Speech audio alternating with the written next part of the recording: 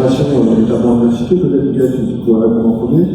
Après, il y a eu aussi des éléments apportés par Jérôme, et notamment aussi sur ce qui a été évoqué là, à savoir le fait d'être parfois dans une sorte de caricature, le fait de pouvoir essayer de tout prendre en compte en même temps, et là, ce que tu disais tout à l'heure, la difficulté, c'est ce qui a été évoqué là par certains, c'est-à-dire comment est-ce qu'on prend tout ensemble, parce que l'exigence est méritée, Julien fait des propositions, il n'y a pas à faut mettre des cadres pour avoir fait ça.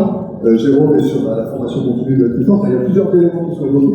Je vous propose, Mickaël, si tu veux commencer par répondre, et puis après, chacun, si vous avez des choses à rajouter. Ouais, alors beaucoup de choses. Pour ce qui est de la formation, d'ailleurs, les formations, je ne sais plus qui c'est qui l'a évoqué, formation initiale et formation continue, on est dans la merde. Non, mais il faut être clair. C'est-à-dire que on est d'autant plus dans la merde que, en fait, c'est le comment dire, c'est le sel d'une discipline, c'est l'avenir d'une discipline. Et aujourd'hui, on voit bien que la masterisation nous a fait énormément de mal. Tu disais que toi, à l'époque, quand tu étais à Nantes, vous étiez arrivé, etc. Mais t'es vieux maintenant. Et non, parce que le truc, c'est que on zappe de réforme en réforme. Et là, aujourd'hui, avec la nouvelle étape, effectivement, on a dévitalisé les formations, on est sur une logique de saupoudrage. Enfin, il faut savoir quand même, on fait des cours de 1h30, ça ressemble à rien en fait. Même nous, en tant que formateurs, on est toute une équipe, on le vit super mal en fait. Parce qu'on sait qu'on est en train de galvauder la discipline, de galvauder la formation, de proposer une offre qui ressemble plus à un bricolage que quelque chose qui est cohérent. Parce qu'on manque énormément de moyens. Vous avez tous été au courant que l'année dernière, on a fait un gros mouvement à Rennes qui s'est généralisé au niveau national. Je veux dire, on défendait le principe de 14 postes, non pas pour être bien, mais pour sortir juste la tête de l'eau, en fait. Pas pour être à l'aise. On a eu 2 malheureux postes, voilà. Mais bon, voilà, on gère la misère. Et effectivement, moi je suis d'accord, c'est extrêmement inquiétant. Quant aux générations qui vont sortir des formations et des concours aujourd'hui et demain, parce qu'on a beaucoup de difficultés à trouver des solutions. Effectivement, on peut se battre, on doit se battre, il faut se battre, mais il faut se battre autour de socles assez misérables, quoi. Avec les moyens qu'on a aujourd'hui pour former les étudiants, non, on peut pas offrir des APSA à la hauteur de nos ambitions, c'est clair.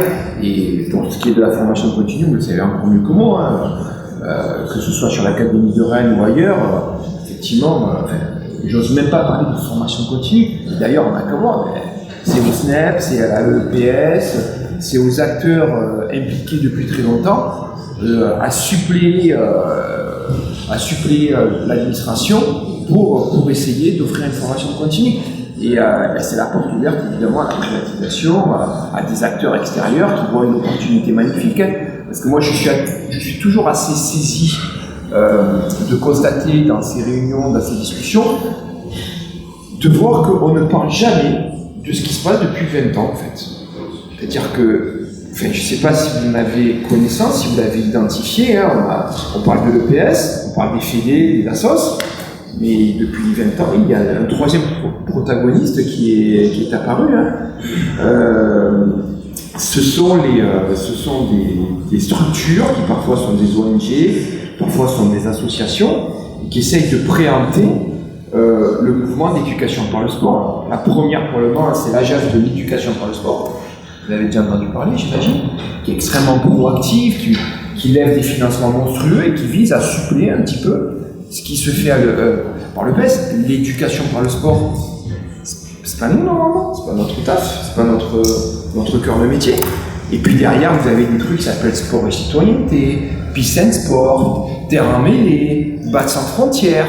Je pourrais continuer et en fin de journée, j'aurais pas terminé, mais la liste, et qui sont sur une offre éducative par le sport en fait. Que dit l'EPS par rapport à ça? Comment se positionne l'EPS par rapport à ça? Est-ce que c'est pareil? Est-ce que c'est alternatif? Est-ce que c'est complémentaire? Est-ce que c'est autre chose? Bref, on voit que le domaine s'est complexifié, l'offre s'est diversifiée, et dans ce magma, quelle est l'identité de l'éducation physique, quelle est son offre alternative. Alors, ça permet de basculer peut-être sur le deuxième sujet. Effectivement, si on essaie de courir derrière la diversification des pratiques, on a déjà perdu, même si on court vite. On va pas pouvoir le faire parce qu'on voit que c'est atomisé, que ça part dans tous les sens. Et c'est peut-être dans notre capacité, je crois, à définir un projet de formation, un projet éducatif. C'est un mot qu'on n'a pas vraiment utilisé en fait. Quel est le projet éducatif de l'éducation physique? Je ne suis pas sûr que ça soit un projet hérité de ce qu'on concevait il y a quelques années encore, de ce qu'est la culture, qui est une accumulation d'œuvres en fait. Quelqu'un de cultivé, ce serait quelqu'un qui relie tout Molière, Shakespeare ou je ne sais pas quoi. Non, quelqu'un qui est cultivé, c'est quelqu'un qui est capable de se situer dans un environnement complexe, dans un monde complexe, d'identifier les éléments, les leviers sur lesquels il peut agir. Et donc évidemment, éduquer, me semble-t-il, c'est d'abord et avant tout ça. Là aussi, j'ai l'impression d'enfoncer peut-être des portes ouvertes. Et peut-être que ça nous permettrait aussi de nous détendre sur il faudrait tout enseigner, le fitness, la muscu, la danse, le skate, le roller, le BMX, non, on ne peut pas. Et c'est pas ça en fait. Et c'est peut-être d'ailleurs ça qui nous permettrait aussi de proposer quelque chose qui est alternatif par rapport à ce que font les fédés. Moi, je suis d'accord avec ce que tu disais. Je ne serais pas prétentieux en considérant que ce que font les fédés, c'est de la merde. Ou c'est moins bien que l'éducation physique, non, me semble-t-il, c'est autre chose. Et peut-être que si on arrivait effectivement, là c'est totalement utopiste, à concevoir ou à imaginer un ensemble, un système qui soit articulé, qui soit imbriqué, peut-être que nos élèves en tireraient des bénéfices beaucoup plus importants et beaucoup plus ambitieux qu'une approche qui reste encore cloisonnée.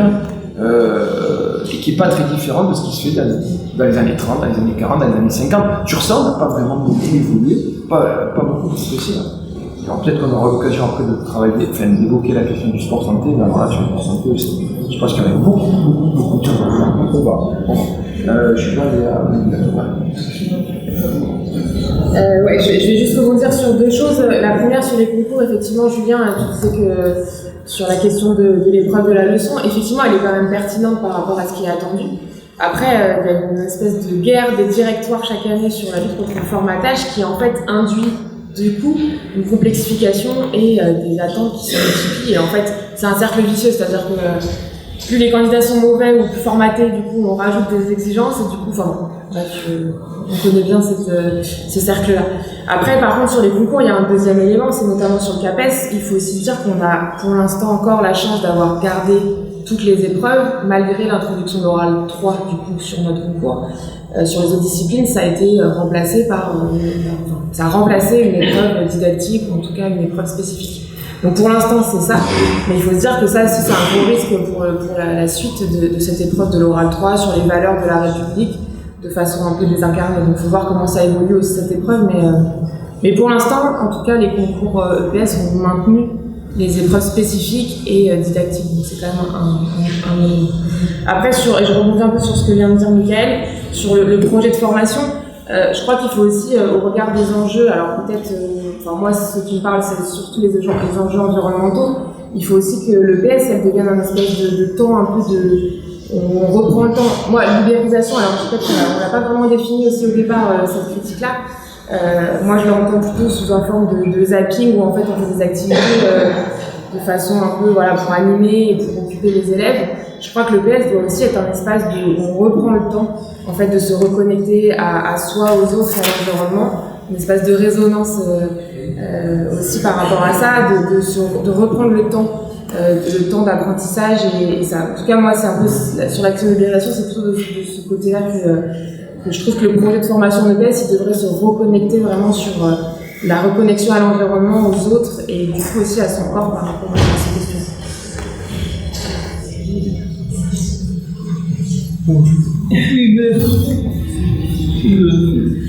Je viens un petit peu dans mes. J'ai eu un débat sur l'oral 3 avec des jeunes Grenoble. Les échos que l'on a, c'est pas très fameux. On l'avait condamné au niveau syndical, c'est tout rapide. Bon, je reprends. Oui, je rebondis un peu rapidement sur ce que Léa a dit sur Laurent III. Quand il est apparu, nous avions contesté en disant que c'est quelque chose de trop idéologique et qui n'était pas suffisamment stabilisé dans toutes les questions, l'éventail des questions qui pouvaient être ouvertes. J'ai eu comme ça des échos, des questions sur le voile, sur la laïcité, comme si en France c'était pas quelque chose de très éruptif. Et je ne sais pas comment d'abord, les membres du jury répondaient aux questions, moi je veux bien les juger, et d'autre part, comment des jeunes, sur un sujet aussi complexe, ils peuvent s'en sortir. Et deuxièmement, troisièmement, comment on peut tomber sur une autre. Donc moi je trouve que c'est certainement un gros scandale. Je ne suis pas d'accord sur penser la partition entre les culturalistes et les développementalistes. C'est un gag, ça, mais enfin, le métier se nourrit de gags comme les activités support. Bon, on le rabâche, ça fait bien, comme ça. Ces formes de compromis historiques, pour trouver des compromis entre le PS et le sport, bon, ils ont toujours... ça fait de belles copies de Capes et la Grecque. Mais je crois que penser que dans le culturalisme, l'élève serait oublié, je dis c'est une erreur grossière.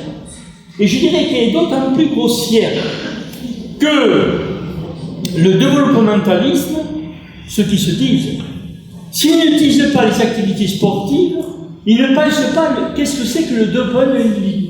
Bon, je l'ai dit déjà, le développement de l'individu, c'est l'appropriation du patrimoine, quelles que soient les disciplines. Regardons, lisons ensemble les derniers programmes 19. On ne parle pas EPS, bon, on les a éreintés. Mais j'ai essayé de regarder ce qu'ils disent en histoire, en géo, en sciences. Je comprends ce qu'ils disent. Et puis je comprends ensuite lorsque la Cour des comptes, lisant ces programmes, elle dit mais c'est quoi ce truc? C'est des visions mouvantes. Ils n'aiment pas ce terme, je cite deux termes. On a à peine des compétences, même pas ce qu'on juge. C'est gravissime.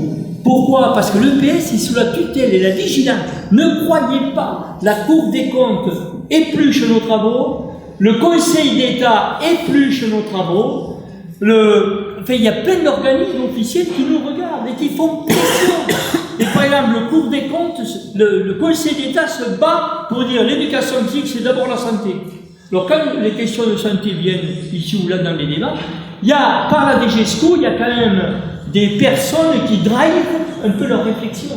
Elles viennent pas, ne croyez pas que ces notions, elles viennent que de notre groupe ancien d'éducation physique sur le devant de la scène. On est sous tutelle nationale, de tout le monde. Et quand on regarde tout le débat autour de la bienveillance, faire attention, le CARE, c'est un gag maintenant. Relisez de Eva Illouz, Apicratie, qui est meurtrier pour démonter la façon dont aujourd'hui, ce sont des concepts qui sont parfaitement adaptés à un individualisme sous tutelle néolibérale. Donc, je crois, moi écoutez, ça a commencé bien avant, l'éducation nouvelle dans les années 30 parlait beaucoup de l'élève, ce qui était normal par rapport à la façon dont se vivait l'école à ce moment-là, mais enfin, c'est la loi Jospin de 89 qui nous a mis l'élève au centre du système éducatif. Or, cette idée n'est pas arrivée n'importe comment quand Jospin a produit ça. Ça arrivait dans un moment où il y a eu des conflits terribles, des grèves considérables sur lesquelles Jospin a perdu et qui fait qu'on avait obtenu à ce moment-là leur classe chez les profs de PS, etc. et ailleurs, les profs et agrégés. Mais pourquoi? Mais en gros, ce bricolage avait été fait par le fait que le lycée commençait à connaître une grande explosion des effectifs, et pour faire face à la montée des effectifs, il était mieux de parler des élèves que de parler de la formation de qualification pour les encadrements. D'ailleurs, Jospin, qui a toujours été là-dessus très pertinent, avait trouvé rien de moins, à Verocard, d'inventer un prof bivalent, s'intercalant entre le premier degré et les certifiés. Ambivalence, c'est au moins payer, travaillant beaucoup plus, et pour nous remplacer au niveau des collèges. Les bivalents au niveau du collège, les certifiés en lycée et les agrégés, on les expédiait vers le supérieur parce qu'ils savaient dans leur fort intérieur qu'ils n'allaient pas être très brillants sur l'enseignement supérieur. Ça, c'est vérifié. Donc voilà. Maintenant, je crois qu'il faut avoir confiance, qu'on ait confiance entre nous sur la poursuite du débat sur les fondements de notre enseignement. Si on tremble sur cette question, donc je porte le fer en permanence partout où je passe, si on n'arrive pas à se faire à l'idée que l'appropriation de la culture physique sportive telle qu'elle se mène aujourd'hui, mais dans son approche, ce qu'on appelle critique, je l'ai développé précédemment, si on mollit là-dessus, on n'en sortira pas. Et actuellement, je pense que déjà, c'était en 2000, Allègre avait commencé à inventer des aides aux profs de PS pour enseigner des disciplines, je ne sais plus comment ils s'appelaient, ils avaient nommé, etc. Je crois qu'on risque d'aller, on va installer, je suis omnibulé maintenant par ce que j'ai lu, par le rapport sénatorial dont je vous ai parlé, on risque d'aller vers une explosion des corps. La fonction publique n'est pas éternelle. On l'a vu au dernier rapport, aux dernières transformations de la fonction publique. Si nous ne sommes pas vigilants, l'unité, je dirais, elle doit se porter autour de l'idée qu'on doit replacer non seulement les activités sportives au cœur de l'EPS et les qualifications au cœur de cet enseignement. Ce qui se dit, je ne suis pas d'accord avec Jérôme, qui promeut, je vois que tu travailles sur ton smartphone, c'est pas grave, mais je te surveillais, je ne suis pas d'accord pour dire que la FPC doit compléter une formation initiale insatisfaisante. C'est une erreur considérable. Ça a été toute une théorie autour de la formation professionnelle dans les années 80, sous régime Mitterrand. Actuellement, la formation initiale il a raison, on doit donner des moyens considérables aux stades pour se développer. C'est évident, ça va être le centre du combat. Et en même temps, je veux dire, la formation professionnelle doit être portée. Ce que font le SNEL, ce que fait le EPF, je les trouve moins parce que je ne suis pas d'accord avec les contenus qu'ils font. Mais je partage, non mais c'est le débat, mais je partage les efforts qu'ils mènent pour informer la profession. Mais le débat continue. Bon. Et je pense que ces questions-là, il faut savoir qu'en 81, quand j'avais discuté avec le conseiller de Perrault, qui était le conseiller de Savary, quand je vous avais dit le 81 invisible, il m'avait dit, écoute, bon d'accord, vous savez quand même ce que vous avez volé, bon, vous les raconter. Il dit, mais la FPC, j'ai dit, on a une FPC, je dis, autogérée. Parce que personne ne l'a su, ça. Sauf les personnes parmi les plus âgées, elles ne sont même pas dans la salle, je pense. Non, parce que j'étais jeune en 70, donc bon. On avait une FPC autogérée. Il m'a dit, écoute, ça, la FPC, il ne faut plus y compter. Hein. Ça se passe par les recteurs, c'est plus sérieux, mais les tribunes que vous faites, autogérées et tout, non, ça ne passera pas. Ils nous l'ont foutu en l'air. Ils nous l'ont mis en l'air. Et tous les efforts qu'on a pu mener, on n'a pas réussi à faire en sorte à la profession, leur dire, mais écoutez, on nous vaut dans une famille. Et maintenant, nous sommes en train de la reconquérir.